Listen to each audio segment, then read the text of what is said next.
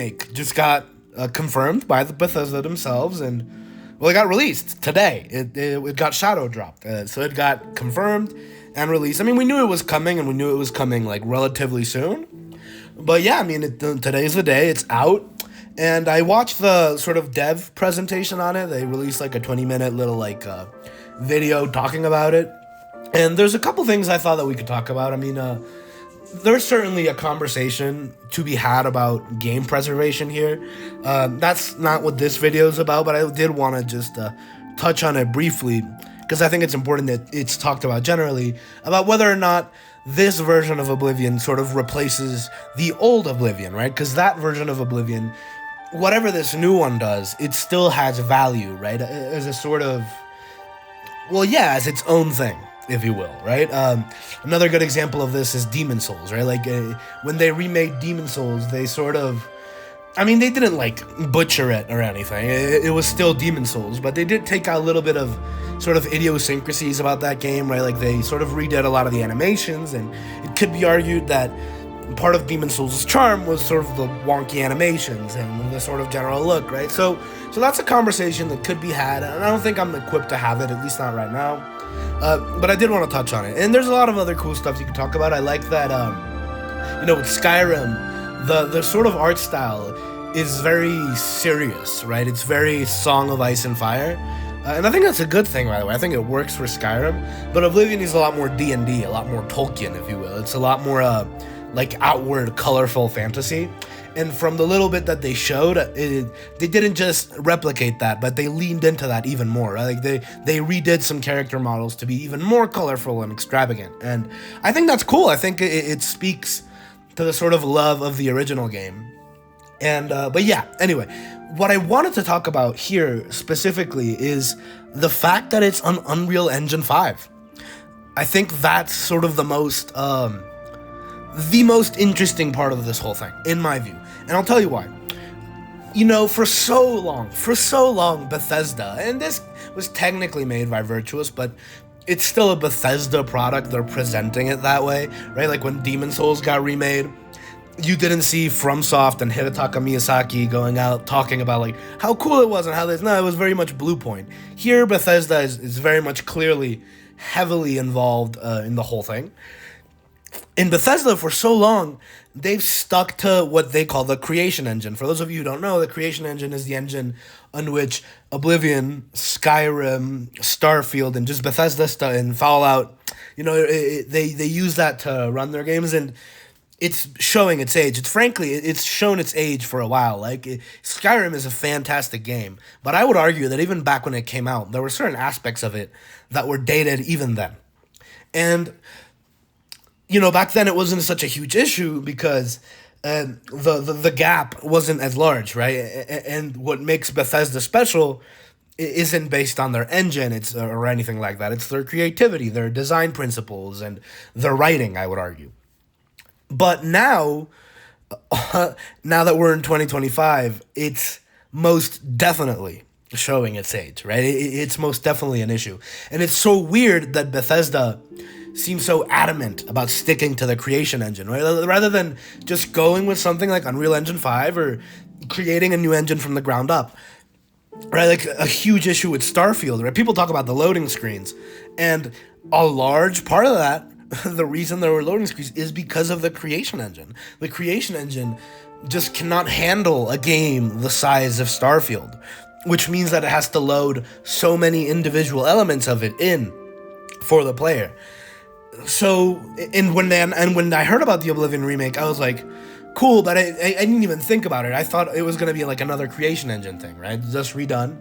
But no, it's UE5, and you can tell, right? Immediately by looking at the footage, you're like, oh no, this is not the creation engine. This is new. This is better.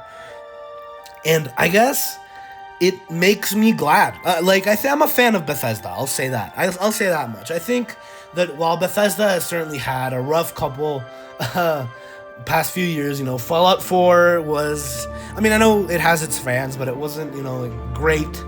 Fallout 76, come on, that was a absolute disaster. And I know that today it had sort of a No Man's Sky arc, you know, and it sort of redeemed itself, and people are still playing it pretty actively. It still has a community.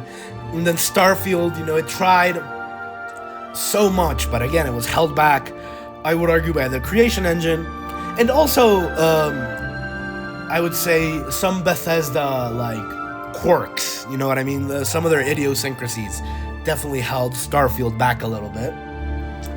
And so yeah, they've had a rough past couple years. And of course, Elder Scrolls 6, which got announced what, like 7 years ago now?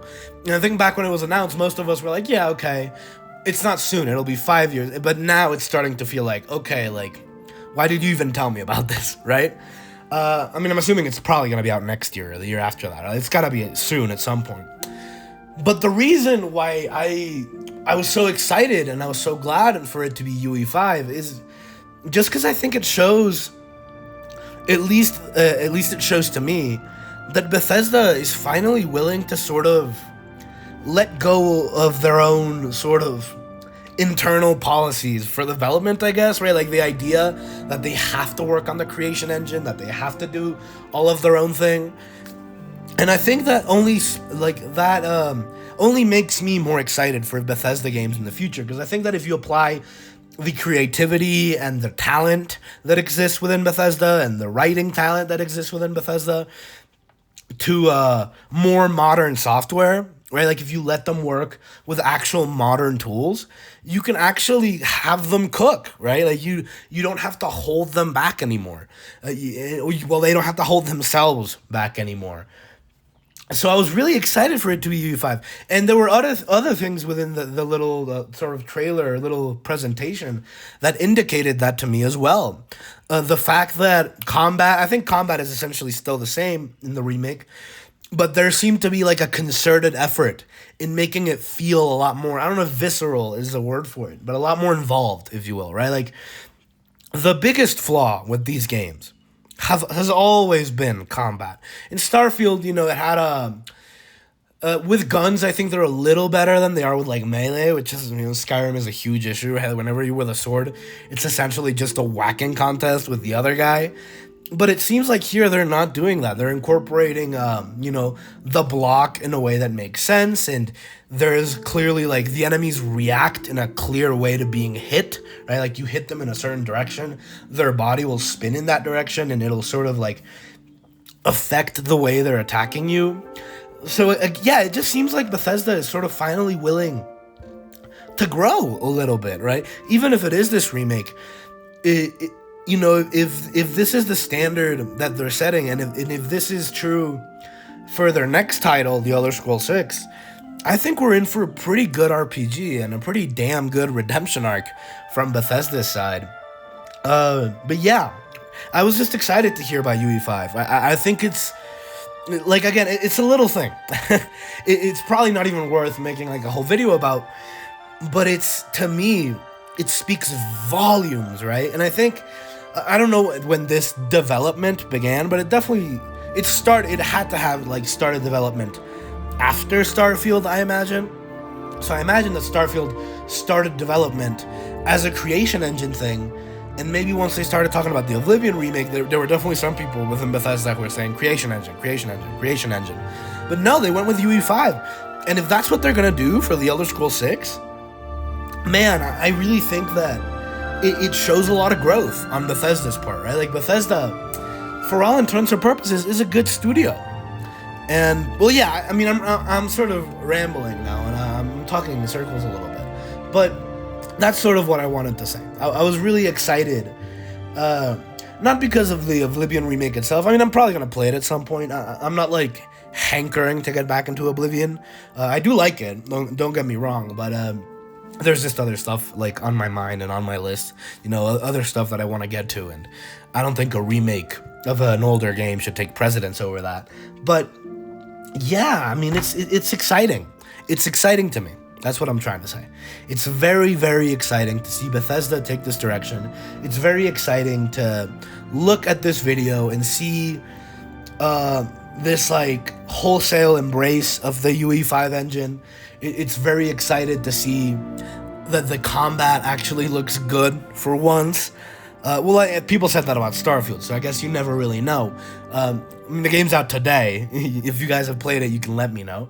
But yeah, it's cool, and I think if this is the path that they're gonna follow in the Elder Scrolls 6, and presumably in the future, right? Like if we ever get another Starfield, um, if we ever get a Starfield sequel, for example, they use UE5 or UE6 by then or whatever it is, like any sort of modern engine or modern tools, I think we're really gonna have the experience that Bethesda promised in the first place. So yeah, I think I'm very excited for this. I think this bodes very well for the future of the studio and the future of their games. And well, I'm just glad to see it. That's it for me. I'm signing out.